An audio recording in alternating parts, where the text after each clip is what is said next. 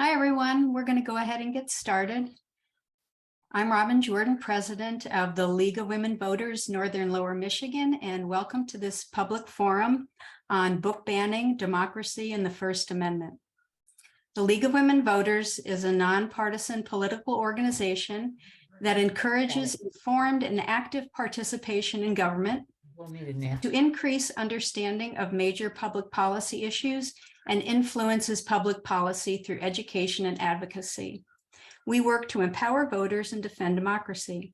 Tonight's public forum is timely and in response to the nationwide movement to censor select topics and groups through banning books. Our league became aware that our own community could be subject to influences promoting book censorship through our active observer corps.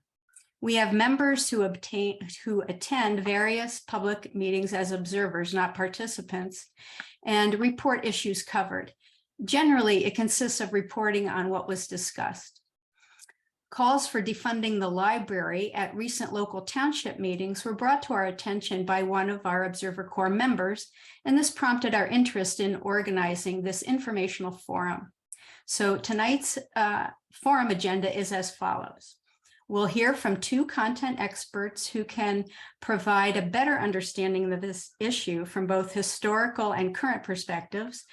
And we'll learn how libraries curate books and how they respond to these pressures for book censorship. Each presenter will speak for about 15-20 minutes with a Q&A period after that for 10 to 15 minutes.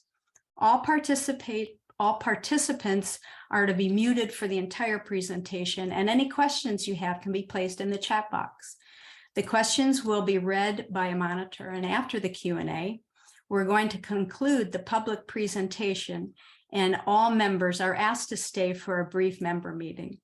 This presentation will also be recorded for later viewing on our YouTube channel. I'll invite all of you to click on speaker view because that way you'll be able to more fully attend to who's talking. So I'll introduce our speakers, and the first one is Charles McCaffery. He is a full-time faculty member at North Central Michigan College, and he teaches composition, literature, and history. He has also taught as an adjunct instructor at 16 other colleges and universities across the country. In addition to teaching at the college level, he has taught in inner-city public high schools in Chicago.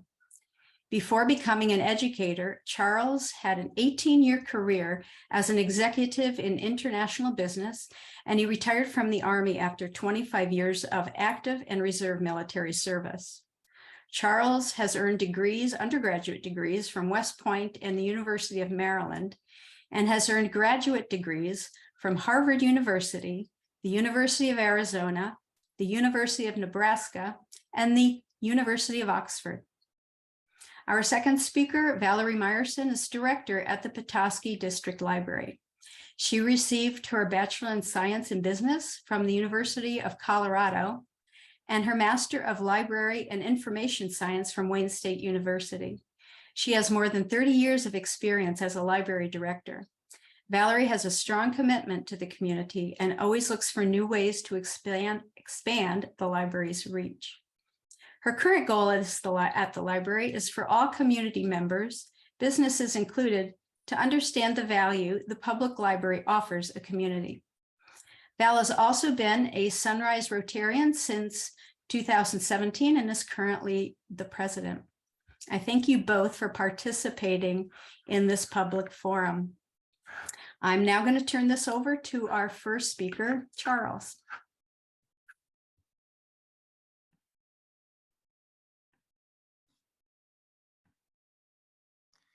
Okay, so like Robin said, I'm from North Central Michigan College, and I just want to put a plug out. If you're not aware, we do have sports now. This is our first year with intercollegiate sports, and the male and female basketball teams are already practicing, getting ready for their seasons coming up. All right, so as Robin mentioned, I teach literature and history at the college. So when we look at the concept of book banning, you know, we got to start by looking at Ray Bradbury's 1953 book, Fahrenheit 451, and some of the key quotes that are in there. You know, this concept that if you don't want a house built, hide the nails in wood, books being the nails in wood. If you don't want a man unhappy politically, don't give him two sides to a question. To worry him, give him one. Better yet, give him none. Another great quote, a book is a loaded gun in the house next door. Who knows who might be the target of the well-read man? So what I'd like to do in terms of looking at the history is real briefly, we'll look at what I think one of the most famous censored books from the 19th century here in the United States. And then we'll dive into the only time the United States Supreme Court heard a case that involved banning books at a school library. Okay, so the most famous book that was banned in the 19th century, Uncle Tom's Cabin, all right? As many of you remember from your history classes, Uncle Tom's Cabin can be considered one of the many causes of the Civil War, right? This book was banned in the South, and probably the worst court case involving this book was a free African-American minister who was sentenced to 10 years in jail for having a copy of Uncle Tom's Cabin, all right? So let's move 130 years into the present, and we'll look at the first case in which the only case, so it's the 40th anniversary of the only case that the Supreme Court has heard regarding banning books in a school library, all right? And this was Island Trees School District versus Pico. And they heard the case in 1982. The case began in 1975. Idea of Island Trees, it's on Long Island, New York. This is Levittown, New York. So this is roughly 14, not quite 20 years. So yeah, about 14 years after the last home in Levittown was built. As you may remember, Levittown was a potato field that was turned into small housing for World War II veterans following the war. It started in 47, and they had the last home built by 51. But it's also known for the fact that they segregated the community. So this is up in New York, but they would not allow African Americans to buy these starter homes on Long Island. So what happened here? In 1975, members of the school board attended a convention in upstate New York held by a politically conservative group. It was called Parents United. And while at the conference, walking by one of the tables with all the literature, they picked up a list of books that should be considered controversial and potentially should be banned and at the school level. The members of the school board came back and they quickly looked to see if any of the books on the list were included in the school libraries within their district. And they found 11 books that were included, most of them at the high school level, one at the junior high level. And so they immediately formed a committee of parents and faculty members to take a look at these books. The recommendations that came back from the parents and the faculty members were to ban, if you will, remove 2 of the books, but keep the rest of the books in the library. And only one of the books would have a condition that a student could only sign it out if they had parental permission. The board ignored the recommendation by the committee and declared all of the books should be removed from the school libraries. The student council president, Stephen Pico, he was the individual that got involved with challenging the board. Eventually, the American Civil Liberties Union came in, and it was a group of 5 students that brought a lawsuit against the school district. And they aged in range, or they had ages that went all the way from 17 to 13 at the beginning, so that hopefully, knowing that the court case would take a while, someone would still be in school at the time that it actually went to trial. It never went to trial. At the first court, it was decided that the school district was within their power to remove the books.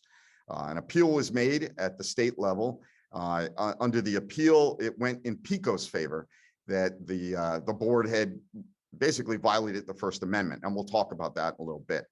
And then finally, it went to the Supreme Court. So let's go through and take a look at the key thing here.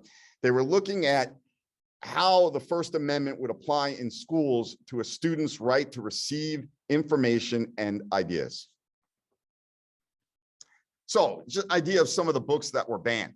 I'll let you take a look at the list here. Probably the most famous at the time, because it was a major Hollywood movie right at the time that they were removing it from the library, was Kurt Vonnegut's Slaughterhouse 5. And that was actually banned based on religious reasons.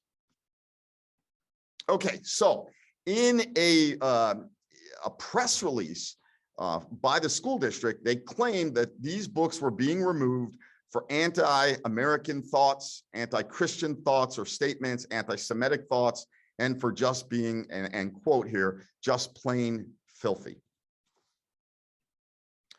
All right, so what happened when this got to the court? The key thing here is understanding how tight the decision was, right? We're looking at a court in 1982. Here's a picture of the justices that were on the court. We only have one person of color. There's only one woman on the court, different than obviously today, right? So cut to the chase, the decision went in favor of Pico, but it was not a hard decision. And this is why it's a little known case today. It's not something like Brown versus the Board of Education that people can, you know, see that a precedence was set. While a precedence was set, it wasn't a strong precedence because the decision was 4-4-1, and I'll explain that.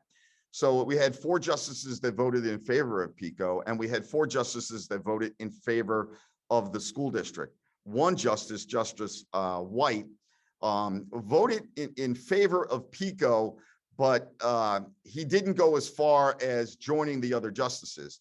He held that it should go to trial. So it should be kicked back and go to trial. Now, the case never went to trial, so it stopped at the Supreme Court because of the 4-4-1 decision. The school district decided to put the books back into the library. They didn't want to push it any further. So let's talk about how the decision was made. They looked at the motivation of the school district, and basically they said that books that are removed where the central factor in determining is something to do with the Constitution, in other words, the First Amendment, that the court can then get involved. But if the books are moved for something other than the First Amendment, and in this case, let's say obscenity, that it is within the right of a school district to remove those books. So the precedence that was made is the court can step in if there are some type of political viewpoints that are potentially being censored by removing the books. But yet the court still allowed for the fact that at the local level, the local school board can make a decision whether the material can be considered obscene and therefore should not be allowed in the school library. Okay, so what did they see? They saw the fact that the school district attempted to remove the books basically for this reason, right? That it was purely to eliminate diversity of ideas, nationalistic, political, or religious reasons. Then the action is a violation of the First Amendment. What the school district tried to do was, between the first time it went to court and when it went to the Supreme Court, was shift its argument to go back and say these books were being removed because they were considered obscene. But that original press release that they had put out when they first removed the books is what kind of put the nail in the coffin for them. Okay, so let's go back to what the court was saying allows a school board to actually remove books from a school library, right?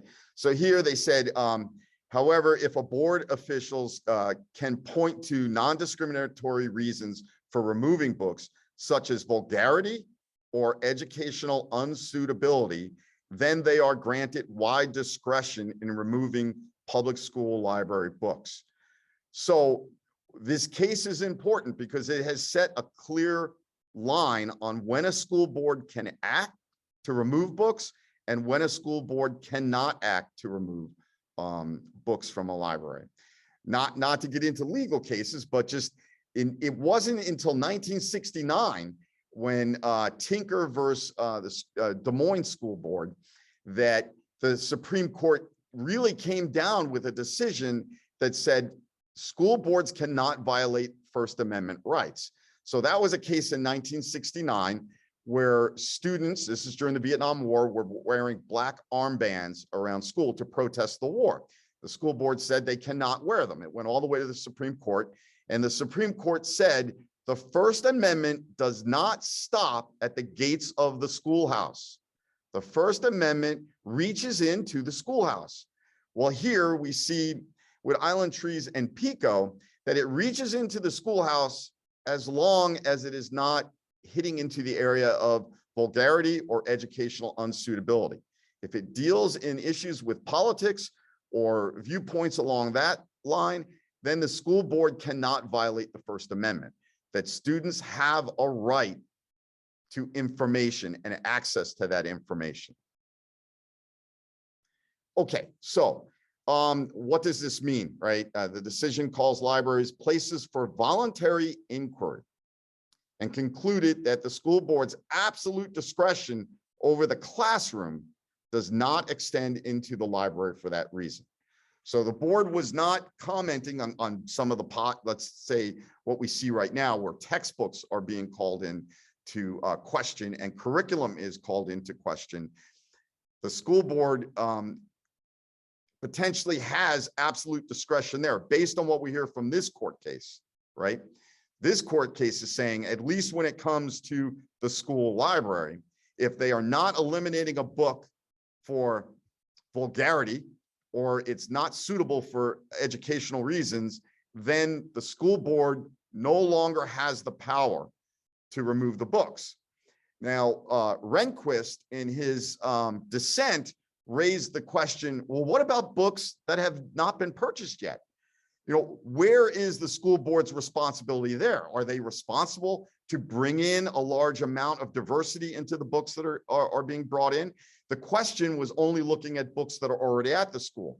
Could someone challenge a school board or a school librarian for books that they are not bringing in?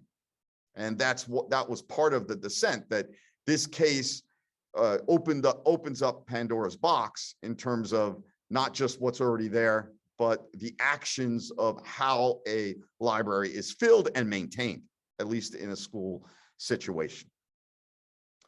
Okay, I believe that's my last slide. I'm a little bit early, so thank you.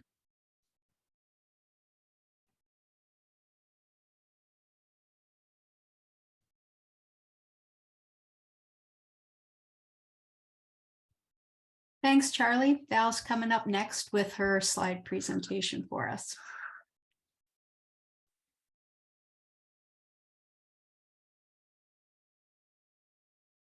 Okay.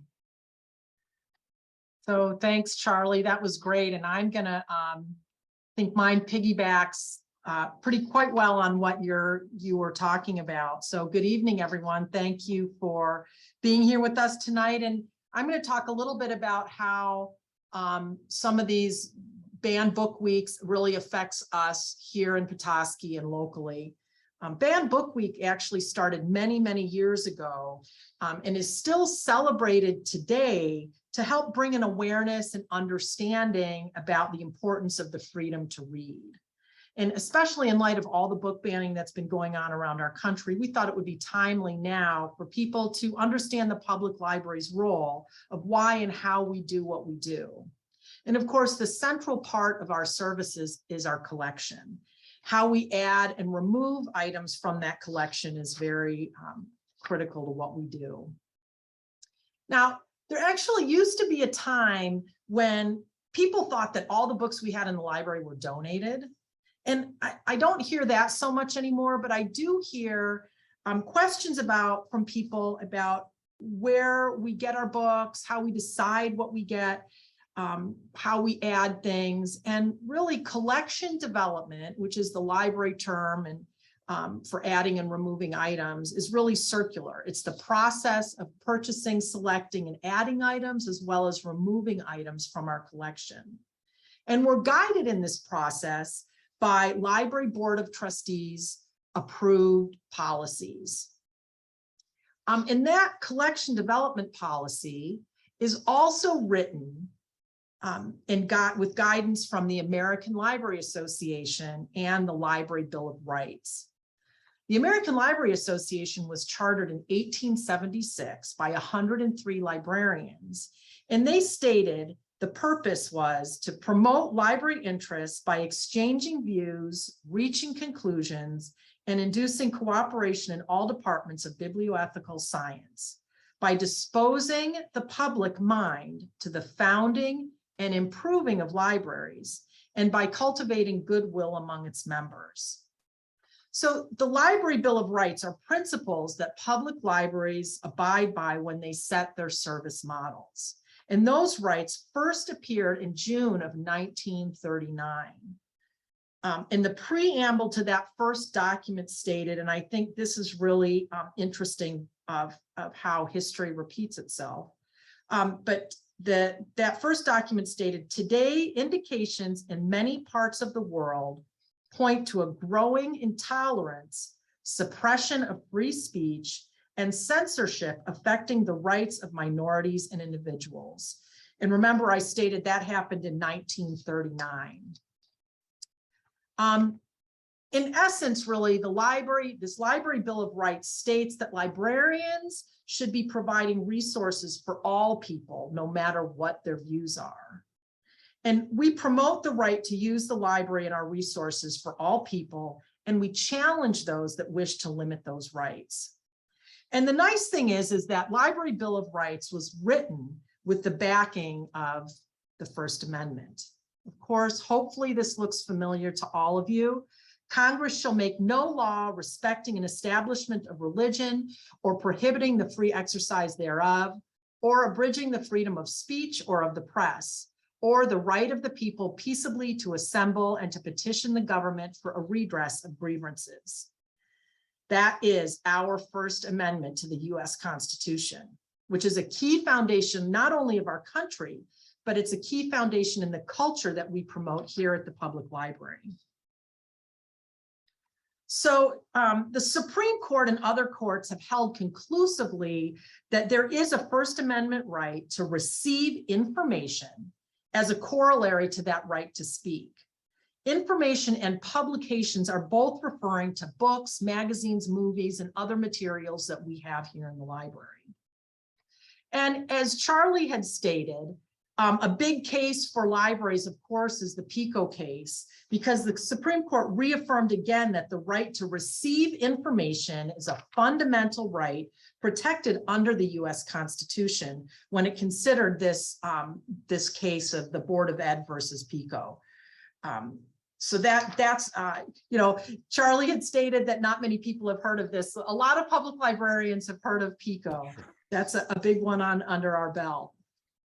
And this I love, this was so eloquently stated by Justice Brandeis that really rather than engaging in censorship and repression to advance people's beliefs and values, that people should really resolve those differences in values and beliefs by resorting to more speech, not enforced silence.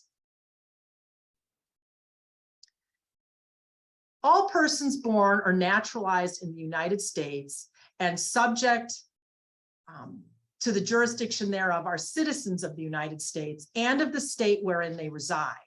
No state shall make or enforce any law which shall abridge the privileges or immunities of citizens of the United States, nor shall any state deprive any person of life, liberty, or property without due process of law, nor deny to any person within its jurisdiction to the equal protection of the law. Now, if we were all here in person, I'd ask you to raise your hand and you'd get a prize if you could shout out what this is. And hopefully you do recognize this one as well, because by the virtue of this 14th Amendment, the First Amendment's constitutional right of free speech and intellectual freedom also applies to state and local governments. They're forbidden from regulating or restricting speech or other expression based on its content or viewpoint. And guess what, folks? That's right. Public libraries are considered local governments. Well, thank you so much for taking that little historical ride through a constitutional refresher, and now it's time to get back to Petoskey and see what we do here. Now, our collection development practice, like I said, is circular. We buy, we discard, and we have trained librarians that are reading reviews, talking to patrons, paying attention to the community, looking at bestseller lists, and really staying in tune to what our patrons want to be reading. And they spent lots of time handpicking every single item that's in our collection. Their goal is to have a well-balanced collection with something for everyone.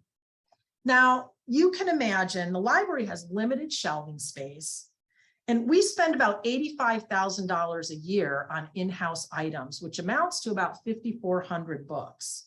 You can imagine how quickly our shelves would run out of space if we didn't periodically remove some of those books. But I have to tell you that removal is done with the same scrutiny that purchases are. We follow the CREW method of weeding. We look at things like wear and tear, what's the interest of our community, is the items still accurate and current in what they're sharing, and really pay attention to that. We, in order to protect our patrons and the library, we have to have very solid reasons for removing an item from our collection. So you might ask, what happens if you see something on our collection that you don't like? Or maybe you don't think it's appropriate for us, or maybe you think it's in the wrong place. There is a process to that. Part of our collection development policy includes a request for reconsideration form. And what you would do if you find something you don't like, you would take this form, complete the form, and turn it into us. The staff reviews it, and that goes actually to our board of trustees, which is a group of 5 volunteers that are appointed by the city mayor. And that board of trustees then has the final decision on what happens to that item. Now, here's a small snippet of our policy. And what this just shows is the specific principles that the staff uses when they're considering purchasing a material. And so you can see a lot goes into those decisions. Now, what if you come into the library and you can't find what you're looking for? What do you do then? Well, you talk to the librarians, the folks at the desk. They'll be able to help you in one way or another. We're going to get you what you're looking for. We have a lot of different resources. We can borrow things from other libraries locally. We can go out of state to find things that you're looking for. And really that information that you're sharing, if you can't find something, is the librarians on duty are going to then know that there might be a hole in our collection that we're going to then want to fill. And they use that information all the time of looking at what people are requesting and things that we don't have, and they would purchase things to fill that need. Either way, anyway, we're going to get you what you're looking for when you come into the library. It's really all about communication between the libraries and the community, and respecting our fellow residents enough to allow people the right to choose the items that they would like to read. Now, this picture on top, there's 2 photos here. The top one is from Tennessee in February of this year. That bottom photo is from Nazi Germany. And this really is a scary reminder that undue censorship can lead us backwards to places that nobody wants us to go. So let's just not go there. And really, I always like to say, I say this jokingly a lot of times, but in truth, if you're not finding something that you either don't like or that might offend you on a public library shelf, we're probably not doing our jobs properly. Because really, we are here to provide materials for the whole community. And we can't possibly think that everyone coming in is going to be liking and wanting to read the exact same books that everybody else wants to read. Now, in Petoskey, there has been quite a bit of scuttlebutt around lately because, as you heard, there's been some information from Bear Creek Township that they've been having some issues with the library. I do want to clarify that there has yet to be any sort of formal request to ban or remove any books. And I've talked to the township board, and that is not their goal. They don't want us to ban books. They understand the process and the library's mission of providing items for everyone. What I'm gathering is they're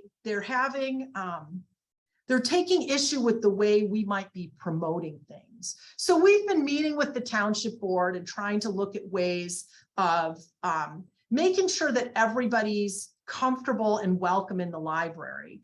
Because that, of course, we want people to be welcome so they can come in and find what they're looking for. So I did want to just clarify that so far we haven't received any formal challenges to what we have on our shelves. We have had requests to possibly not display things, that type of request.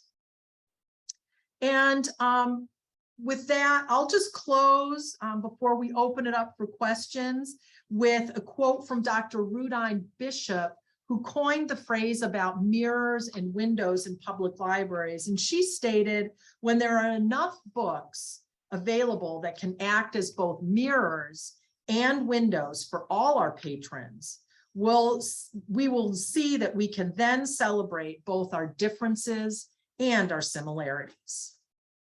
And thank you.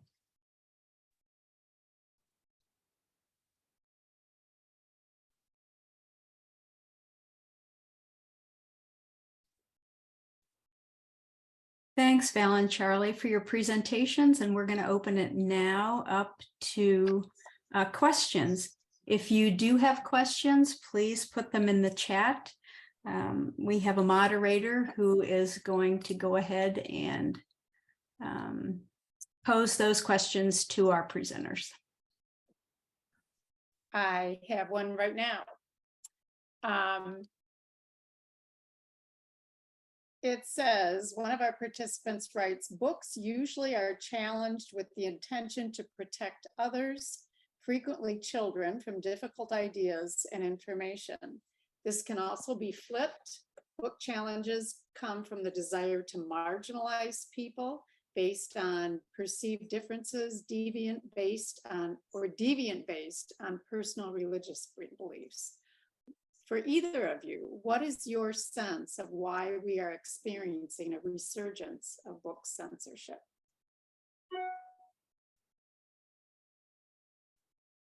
I don't know. I'll jump in there, Charlie, and Go ahead. That's okay. Mm-hmm.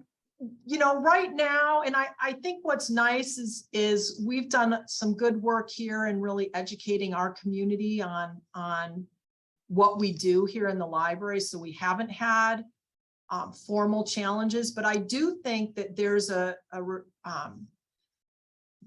this uptick of people wanting to kind of have more control over what kids in particular are allowed to read.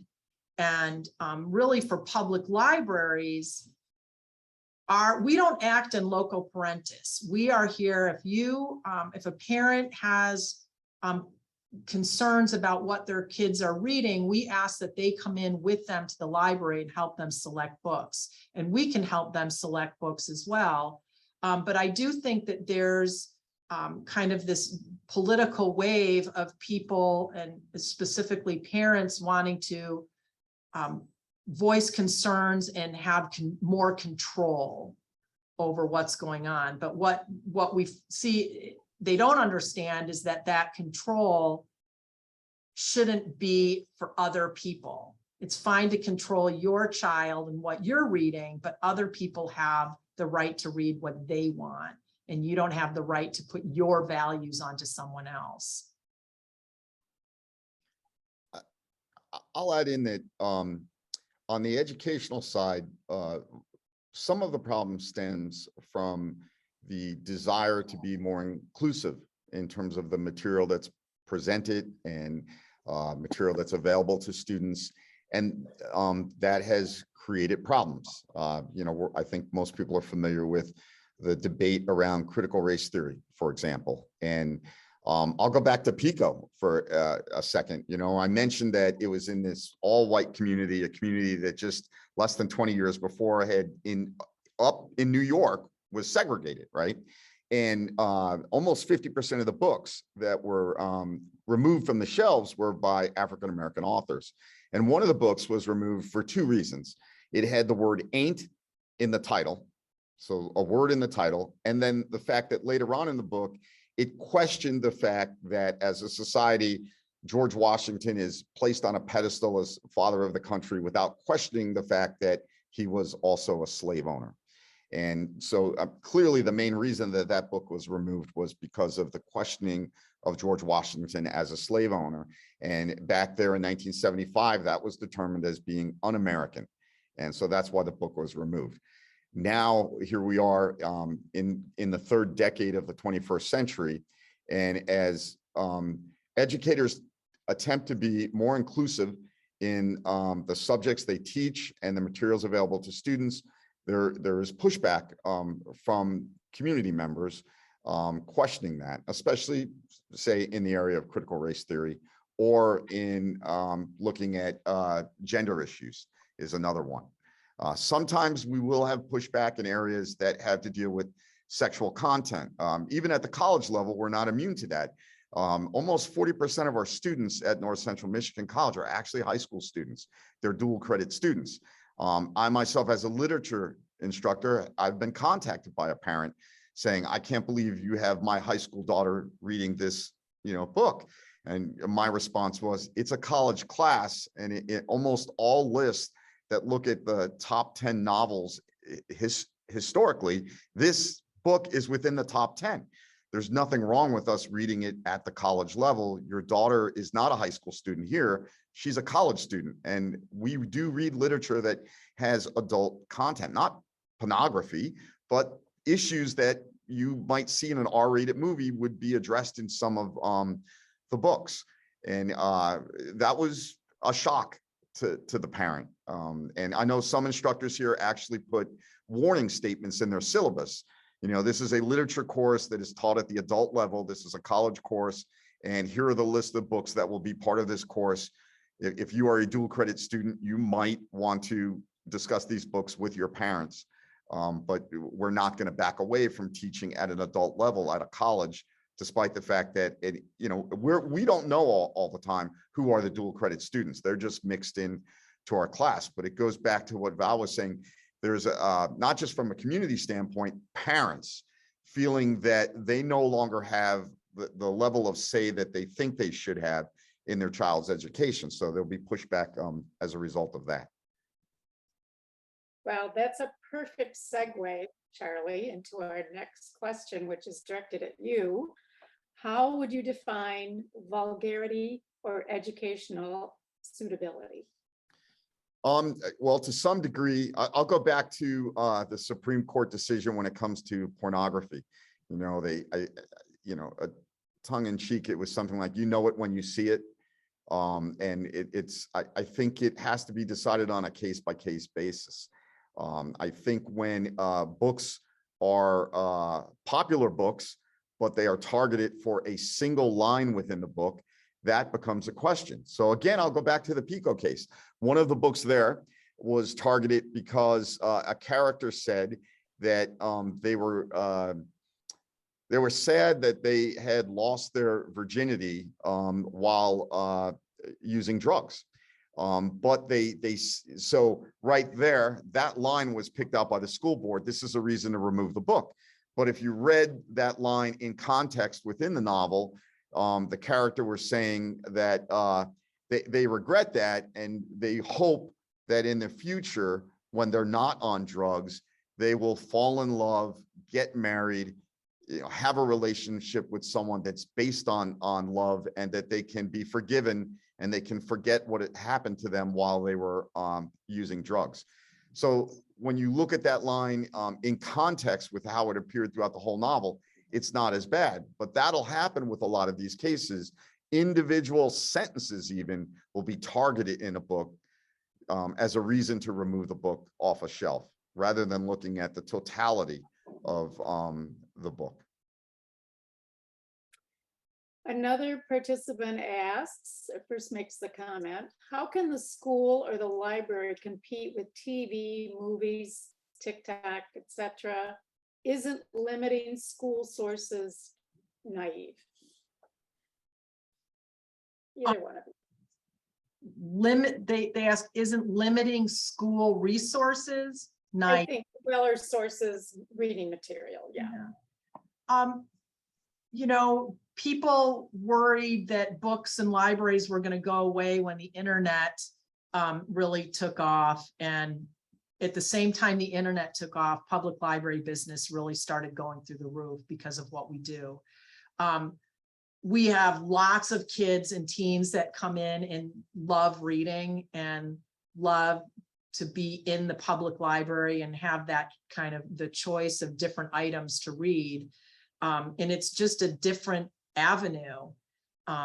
So, you know, for me, this is just another way to reach kids and get them participating in the community and get them to be more engaged in their education by having enjoyable reading.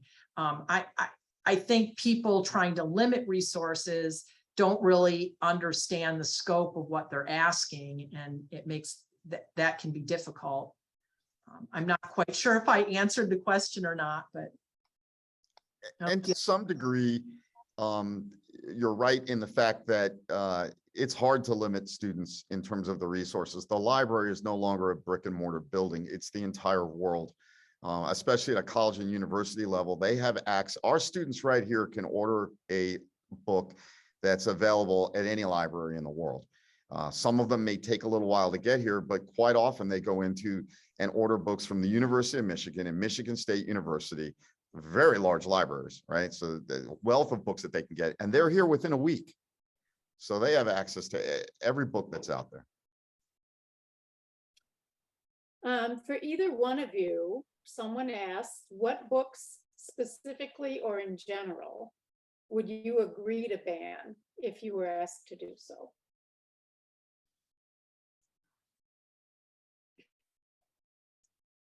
Well, there are books. Question. Yeah, there are books that would be difficult for high school students to read. So one of the things I do is I mentor high school teachers that are teaching our dual credit courses. So some of our dual credit students come here to the college, they're mixed in as instructors. We don't know who is a high school student who's has already graduated from high school. But we also have dual credit courses that are taught on the high school campus with a high school teacher who has a graduate degree in that area. And I did suggest to the teacher that they take a look at the books that they're going to offer, because they're not teaching seniors, these are juniors. So that's the other thing.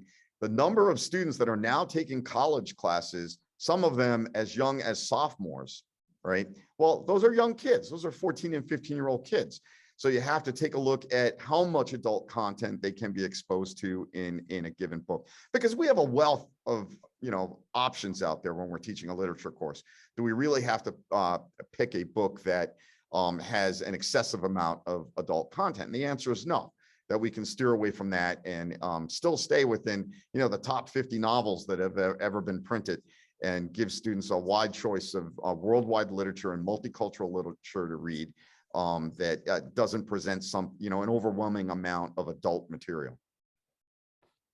Yeah, and just to add to that, the you know, a library, some people think libraries are supposed to be neutral, and that's not quite the word that we use. We like to be balanced, and we're never neutral, because just by nature of our job, we purchase books by selecting. If we select book A, that means we're not going to select book B.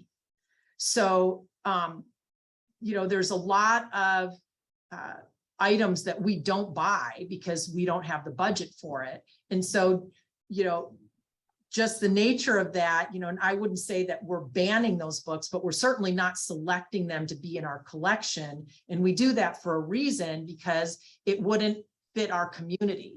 There might be other communities that would want that book be that we're not going to buy because we don't think it would be appropriate for our community, but another library might have that in their collection. And so if it's not in my collection, there's a reason for it. I'm thinking of particular in regards to that question, there were criticism because of like kids were getting how to build a bomb or how to commit suicide or something, or how to commit a murder. In those cases, are those books that you would say, no, not appropriate for what I'm doing, what we're doing? Yeah, you're not going to find that on our shelves in the library just because it's, number one, we don't think it's appropriate for our community. Our community's not asking for things like that.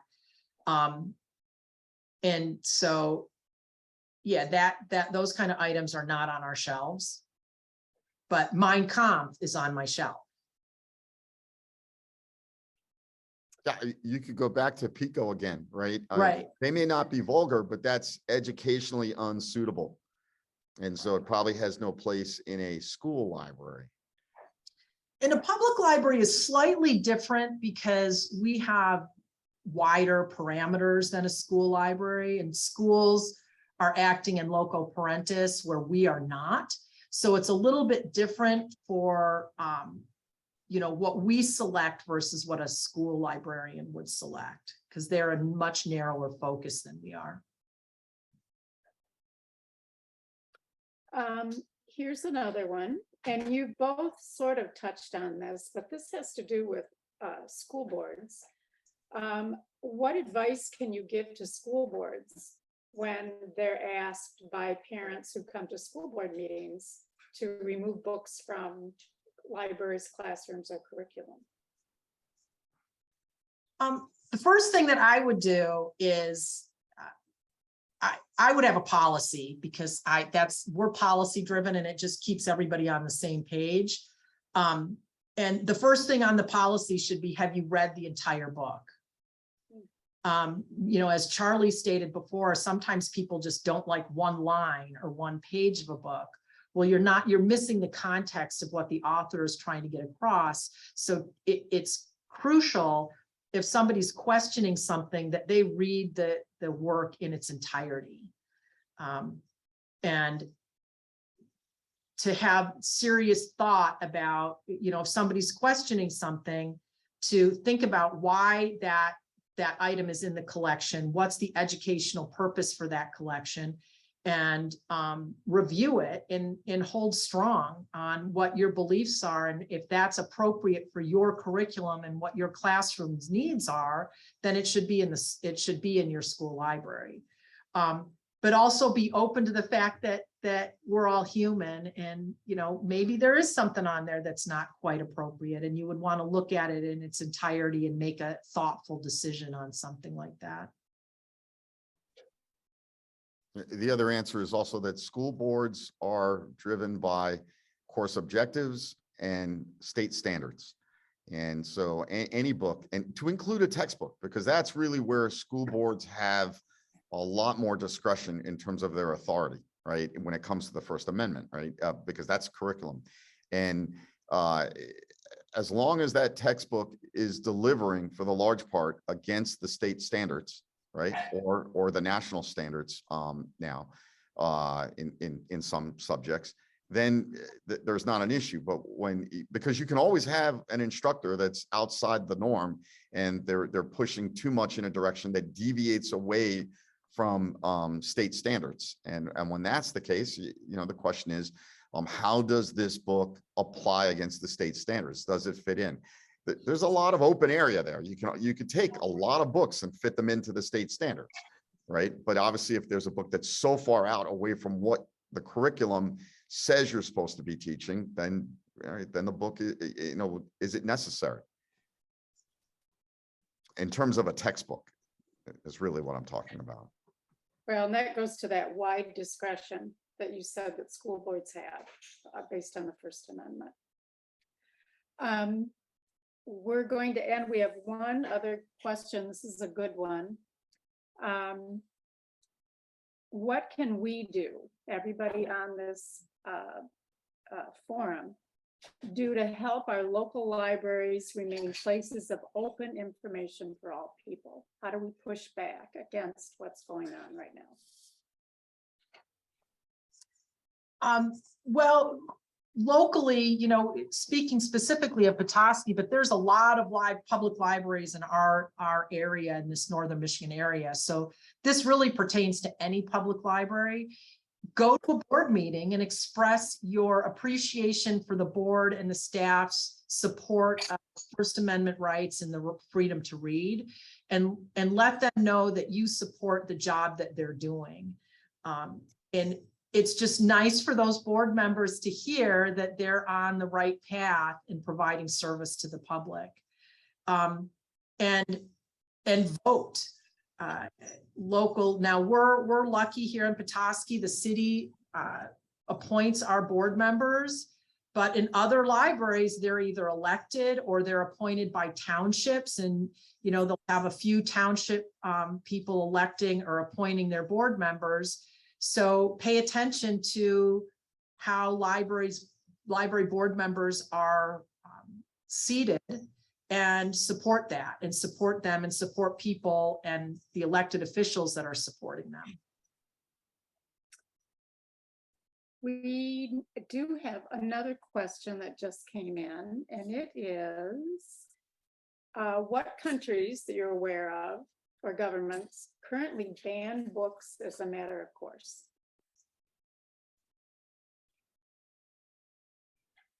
I'll Russia. answer that. Iran, probably. Yes. I mean, can you comment on what kind of governments would ban books? Or Totalitarian governments. Right. Putin. Governments that are trying to squash political opposition. And then also governments that are do not provide freedom of religion. They try to squash different religious viewpoints as well. And governments that do not believe in equal status for women.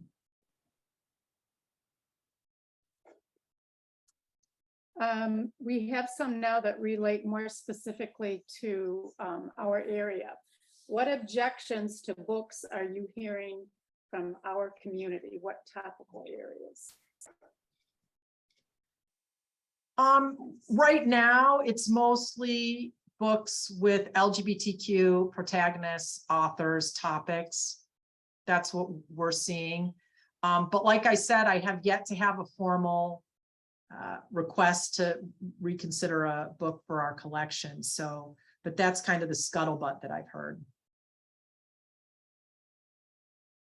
And another one concerned with books being banned from schools in particular. What's the current situation with Petoskey schools?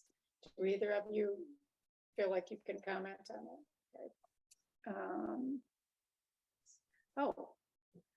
it? Somebody has just asked, how much of your collection budget, Val, is from tax dollars? And do the Friends raise money for book purchases to Friends of the Library? 100% of our book budget is tax dollars. The Friends of the Library support a lot of different programs that happen in the library. They support our tutoring program, and they also support us when we do book giveaways.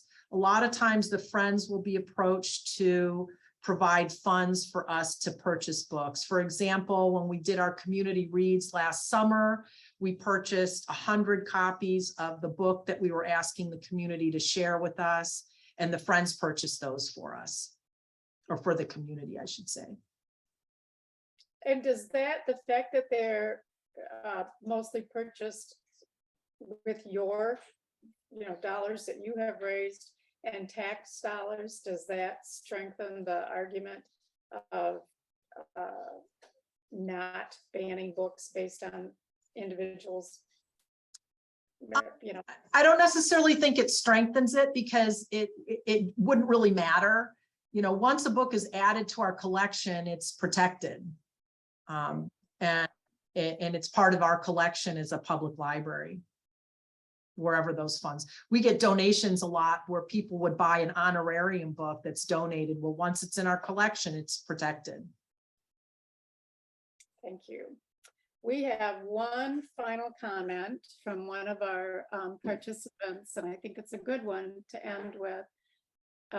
She says, cultures are lost when their written history is destroyed. Thank you both for standing up for free speech. And we'll turn it back over to Robin now. Thank you so much, Charlie and Val. This was such an informative presentation. And we thank you both for helping us understand a few of the multiple perspectives on this important issue. Again, this will be available for later viewing on our YouTube channel.